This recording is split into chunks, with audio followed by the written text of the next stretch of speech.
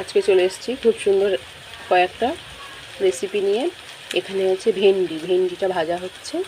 ভেন্ডিটা আলু পেঁয়াজ কাঁচা লঙ্কা দিয়ে মশলা দিয়ে ভেন্ডিটাকে খুব সুন্দর করে ভাজা হচ্ছে। এটা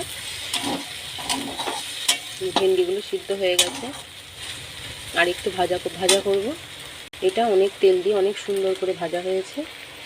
এখানে আছে কাতলা মাছের ঝাল কাঁচা লঙ্কা দিয়ে সর্ষে আদা বাটা দিয়ে এটা কাতলা মাছের ঝাল হয়েছে। এই যে এটা আগে হয়ে গেছে, এটাকে নামিয়ে ফেলা হয়েছে। এই যে খুব সুন্দর হয়েছে কাতলা মাছের ঝাল। আর এই আলু ভেন্ডি ভাজাটা হচ্ছে, এটা আর একটু ভাজা হবে।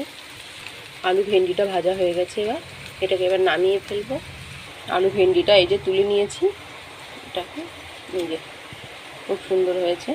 আলু ভেন্ডি পেঁয়াজ দিয়ে কাঁচা লঙ্কা দিয়ে ভাজা। আজকের রেসিপি এখানেই শেষ করছি।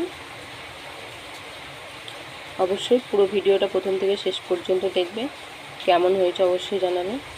ভালো লাগলে একটা লাইক করবেন, আশা করি ভালো লাগবে। খুব সুন্দর হয়েছে মাছের ঝাল আর এই যে ভেন্ডি আলু ভাজা পেঁয়াজ দিয়ে।